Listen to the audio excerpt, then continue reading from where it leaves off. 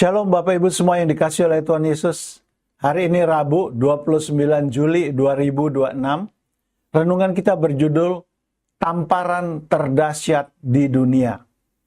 Firman Tuhan kami ambil dari Amsal 29 ayat 11 dan Galatia 5 ayat 22 dan 23. Demikian bunyi firman Tuhan. Orang bebal melampiaskan seluruh amarahnya, tetapi orang bijak akhirnya meredakannya. Galatia 5 ayat 22. Tetapi buah roh ialah kasih, sukacita, damai sejahtera, kesabaran, kemurahan, kebaikan, kesetiaan, kelemah lembutan, penguasaan diri. Tidak ada hukum yang menentang hal-hal itu. Pernahkah Anda mendengar mengenai sebuah kasus unik yang melibatkan sebuah tamparan yang sempat menggemparkan dunia dan terkenal pada masanya? Kasus tersebut terjadi pada tanggal 14 Juni 1989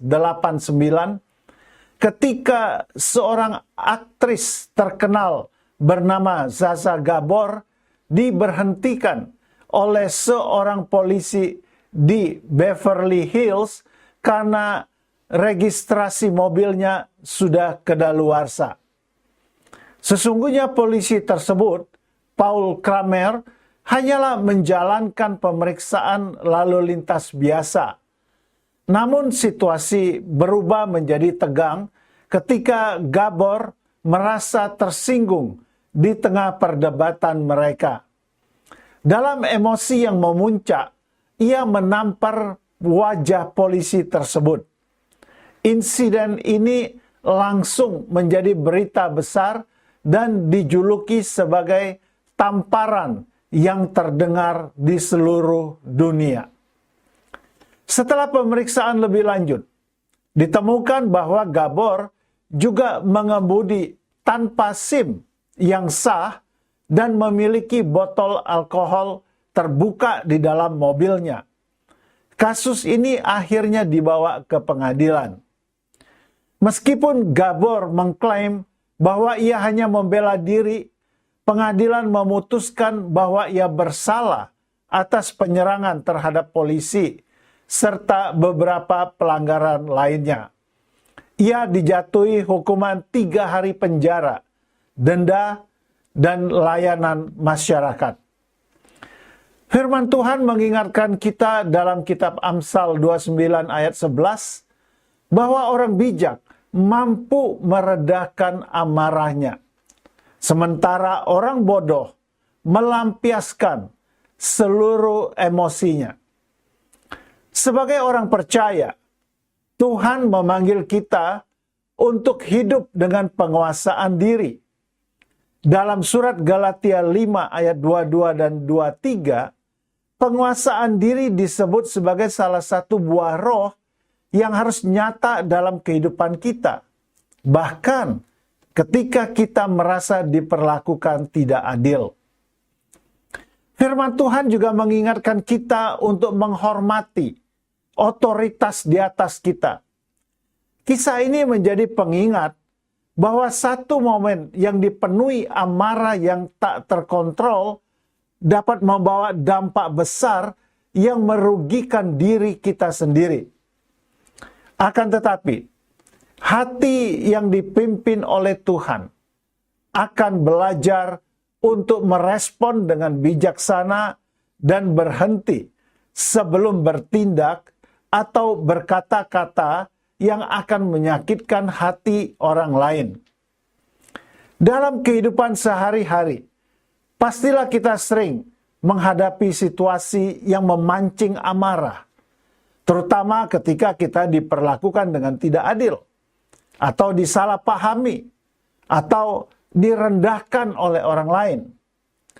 Pada saat-saat seperti itu, respons kita sangat menentukan kesaksian iman kita. Yakobus 1:19 berkata, "Hai saudara-saudara yang kukasihi, ingatlah hal ini. Setiap orang hendaklah cepat untuk mendengar, tetapi lambat untuk berkata-kata dan juga lambat untuk marah. Di dalam setiap kondisi yang memanas dan hati yang terbakar amarah, belajarlah untuk berhenti sejenak, berdoa, dan meminta hikmat dari Tuhan untuk dapat merespons dengan kasih.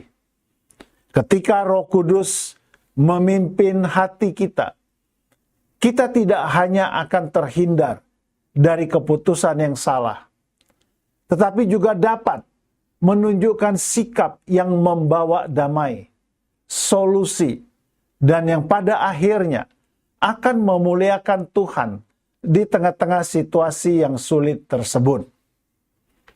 Kata-kata bijak hari ini, kesabaran berakhir dengan kedamaian, amarah berakhir dengan perselisihan.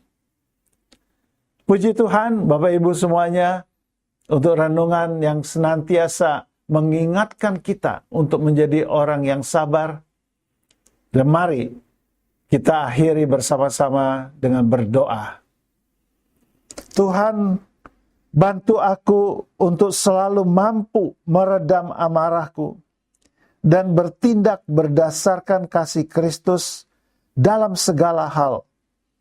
Berikan aku hati yang sabar. Dalam nama Yesus.